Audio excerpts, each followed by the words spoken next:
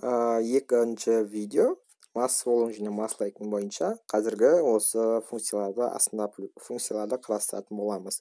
Бірінші публикация, дайрект, автопостинг және рассылка.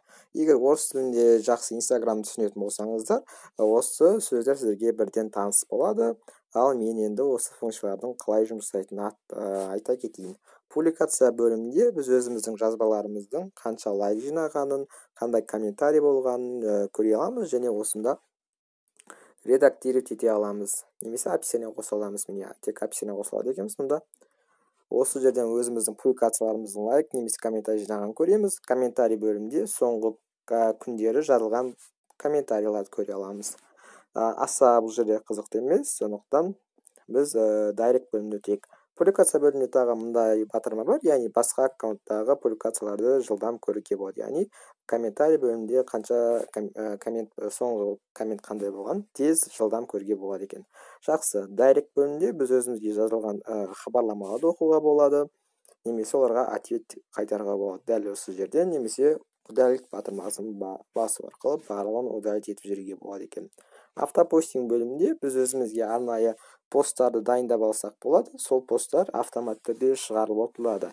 Не көріп отырсаңыздар, 28 февраль, март, яғни март, 3 март, 4 март барлық күндерге арналған календар бар.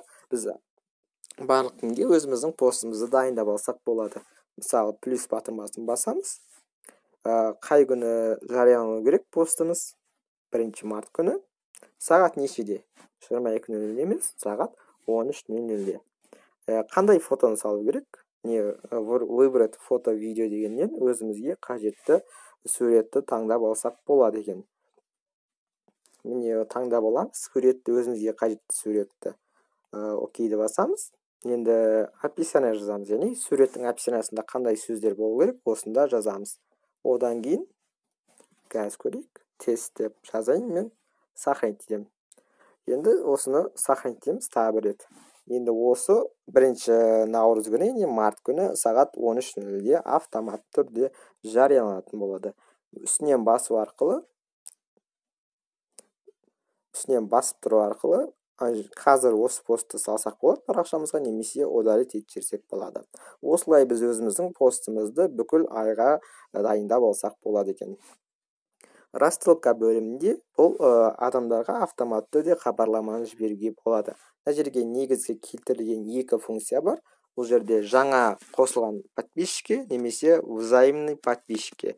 Бұл жаңа қосылған подписчик сіздің парақшаңызды көріп біреуден егер жазылатын болса, онан автомат түрде өзіңіздің хабарламаңызды жіберсеңіз болады. Яғни парақшама қош келдің, мен пәленше осындай нәрсемен айналысамын, осындай қызметтермен айналысамын, осындай бизнесім бар деп автомат түрде хабарламаны дайындап алсақ болады. Сосын ол сізге біреу сіздің парақшаңызға кіріп, подписаться батырмасын басқан кезде автомат түрде осы сіздің хабарламаңыз баратын болады.